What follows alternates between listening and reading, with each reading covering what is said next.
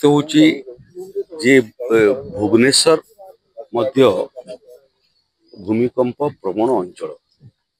ଓଡ଼ିଶାର ବିଭିନ୍ନ ଭୂମିକମ୍ପ ପ୍ରବଣ ଅଞ୍ଚଳ ଭିତରୁ ଭୁବନେଶ୍ୱର ଗୋଟିଏ। ଭଗବାନ କରନ୍ତୁ କିଛି ନ ହଉ, କିନ୍ତୁ କେବେ କିଛି ହେଇଗଲେ ଏବେ ଯେଉଁମାନେ ସବୁ ପ୍ରାକୃତିକ ବିପର୍ଯ୍ୟୟକୁ ସାମ୍ନା କରିବାର ସଂସ୍ଥା ସବୁ ଅଛନ୍ତି, ସେ ସଂସ୍ଥା ପ୍ରଭାବିତ ହେଇଯିବ। ତେଣୁ ସେସବୁକୁ ଦୃଷ୍ଟିରେ ରଖିକରି ଭୁବନେଶ୍ୱରରେ ଗୋଟେ ଅତ୍ୟାଧୁନିକ ବିପର୍ଯ୍ୟୟ ପ୍ରଶମନ କାର୍ଯ୍ୟାଳୟ ଖୋଲିବା ପାଇଁ ନିଷ୍ପତ୍ତି ହେଇଛି, ଯେଉଁଥିପାଇଁ ପ୍ରଥମ ପର୍ଯ୍ୟାୟରେ 200 କୋଟି ଟଙ୍କା ବିଭାଗ ମଞ୍ଜୁର କରିଛି ଏବଂ ସ୍ଥାନ ମଧ୍ୟ ନିରୂପଣ ହେଇଗଲାଣି। ଭୁବନେଶ୍ୱର ସଚିବାଳୟ ଆଖପାଖରେ ଏକ ନିର୍ଦ୍ଦିଷ୍ଟ ଜାଗାରେ ସଫାସଫି କରିବାଟା ଆରମ୍ଭ କଲେଣି। ନୂଆ ବିପର୍ଯ୍ୟୟ ଭବନ ଯେଉଁଟା ହେବ ସେଟା ମଲ୍ଟି ଷ୍ଟୋରୀ ବିଲ୍ଡିଂ ହେବ ଏବଂ ଭୂତଳ ବିଲ୍ଡିଂ ମଧ୍ୟ ହେବ। ଯଦି କେବେ କୌଣସି ଭୁବନେଶ୍ୱରରେ ସମସ୍ୟା ହୁଏ, ତାହେଲେ ସେ ସମସ୍ୟାକୁ ସାମ୍ନା କରିବା ପାଇଁ ଯେଉଁ ଭଳିଆ କାର୍ଯ୍ୟାଳୟ ଦରକାର, ଦପ୍ତର ଦରକାର, କଣ୍ଟ୍ରୋଲ ରୁମ୍ ଦରକାର, ସେଇଭଳିଆ କଣ୍ଟ୍ରୋଲ ରୁମ୍ ହେବ। ଏବେ ଦେଖନ୍ତୁ, ବିପର୍ଯ୍ୟୟ ସମୟରେ ଯେଉଁ ଯେଉଁ ସଂସ୍ଥା ସବୁ କାମ କରନ୍ତି ସେମାନଙ୍କର କାର୍ଯ୍ୟାଳୟ ସବୁ ଭିନ୍ନ ଭିନ୍ନ ଜାଗାରେ ଅଛି। ବିପର୍ଯ୍ୟୟ ପରିଚାଳନା ବିଭାଗରଟା ଲୋକସଭା ଭବନ ଭିତରେ ଅଛି।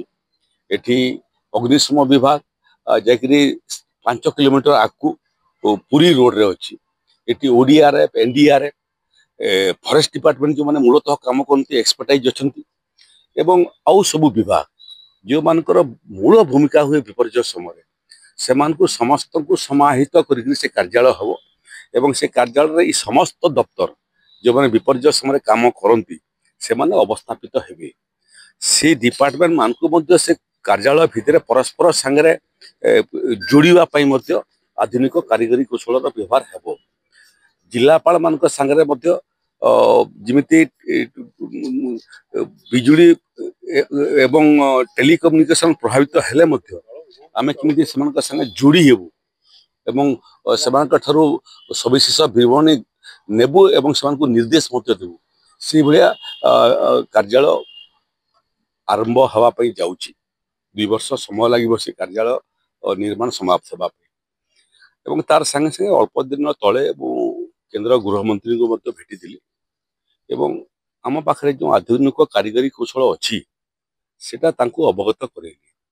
ତାର ବାହାରେ ମଧ୍ୟ ଅଧିକ କିଛି କାରିଗରୀ କୌଶଳ ଭାରତ ସରକାରଙ୍କ ଠାରୁ କିମ୍ବା ଅନ୍ୟ କୌଣସି ଦେଶରେ ଅଧିକ କିଛି କରୁଥିବେ କି, ସେ ବାବଦରେ ମଧ୍ୟ ତାଙ୍କ ଠାରୁ ମୁଁ ତଥ୍ୟ ଦେବା ପାଇଁ ନିବେଦନ କରିଛି, ସହଯୋଗ କରିବା ପାଇଁ ମଧ୍ୟ ନିବେଦନ କରିଛି।